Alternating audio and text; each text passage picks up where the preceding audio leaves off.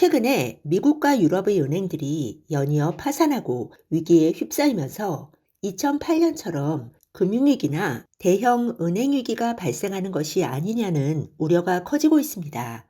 지금까지 가상화폐은행 실버게이트, 실리콘밸리은행, 시그니처 뱅크 이렇게 총 3개 은행이 파산했습니다. 크레딧 스위스 은행은 UBS에 인수되어 파산을 모면했고요. 실버게이트는 가상화폐를 전문으로 하는 특수은행이어서 기업이나 일반인들의 예금과는 관계없었지만 실리콘밸리은행, 크레딧 스위스 은행의 파산 소식과 위기는 큰 충격을 주었죠. 오늘은 2023년의 은행위기가 2008년의 금융위기와 어떤 점에서 다른지 알아보겠습니다. 우리를 불안하게 하는 것은 15년의 시차를 둔 두 위기에 아주 유사한 공통점이 하나 있다는 사실입니다. 그것은 바로 두 위기가 오랜 글로벌 호황과 신용 팽창 시기가 끝나고 연준이 유동성을 거두어들이는 금리 인상기에 터졌다는 점입니다. 금리 인하와 양적 완화 시기에는 시중의 유동성이 폭발적으로 증가하다 보니 리스크가 높은 기업들에게도 많은 신용이 공급됩니다. 그러다가 연준이 금리를 인상하고 긴축 정책을 펼치면서 이러한 위험 투자 자산들이 부메랑으로 돌아와서 은행의 위기를 초래하고 있는 것이죠. 유사점을 알아보았으니 이번에는 차이점을 알아보겠습니다. 차이점 1. 파산한 은행 수. 지금까지 파산한 은행은 3개입니다. 파산설에 휩싸였던 크레딧 스위스 은행은 UBS에 인수되었고요.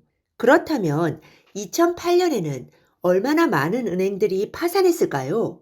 2008년과 2012년 사이에 무려 400개가 넘는 대출기관이 금융위기로 파산했다고 합니다. 3개와 414개, 규모 면에서 엄청난 차이가 있습니다. 다만 2008년의 금융위기는 몇 년에 걸쳐 진행되었기 때문에 이번 은행위기도 언제 또 꼬리를 물고 다른 쪽으로 번질지 알 수는 없습니다. 차이점 2. 은행의 건전성과 관리 감독이 더 철저해졌다. 2008년의 금융위기가 세계 경제에 핵폭탄급 타격을 주었기 때문에 은행 시스템의 건전성과 관리 감독을 강화하는 조치가 다수 취해졌습니다. 게다가 은행 위기를 대하는 연준의 자세도 달라졌죠. 2008년에 연준은 초대형 투자은행이었던 리먼 브러더스를 파산하도록 방치했는데요. 그로 인한 후폭풍이 너무 커서 은행 위기를 가만 놔두다가는 큰일 난다는 교훈을 배웠습니다. 그래서 최근의 은행 위기에도 최대한 신속하게 대응하고 있다는 평가입니다. 즉, 크게 한번 데인 이후에 철저하게 조기 진압한다는 의지를 갖고 있는 셈입니다. 지금까지 2가지 차이점을 알아보았는데요. 이것들은 긍정적인 차이점이었습니다. 반면에 3번째 차이점은 상당히 부정적입니다. 바로 SNS, 즉 소셜미디어의 발달로 뱅크런 가능성이 더 커졌다는 점입니다. 과거에는 은행에 문제가 발생해도 관계자들이 쉬쉬하면 보통 사람들은 알 수 없었습니다. 즉, 깜깜이었던 것이죠. 1997년이 IMF 외환위기 때는 정보가 부족했기 때문에 정책 당국조차도 사태를 제대로 파악하지 못했습니다. 2008년도에도 비슷했습니다. 글로벌 금융위기가 일어난 계기는 리먼 브러더스의 파산이었지만 그로부터 6개월 전에 이미 또 다른 투자은행인 베어스턴스가 파산했습니다. 하지만 당시에는 그냥 은행 하나가 파산하고 마무리되는 줄 알았죠. 베어스턴스가 파산했을 때도 언론에서는 글로벌 은행 시스템에는 문제가 없다, 다른 곳으로 번지지 않을 것이다라며 문제가 없다는 반응이었습니다.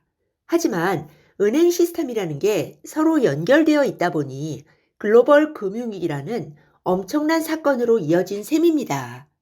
하지만 지금은 어떤가요?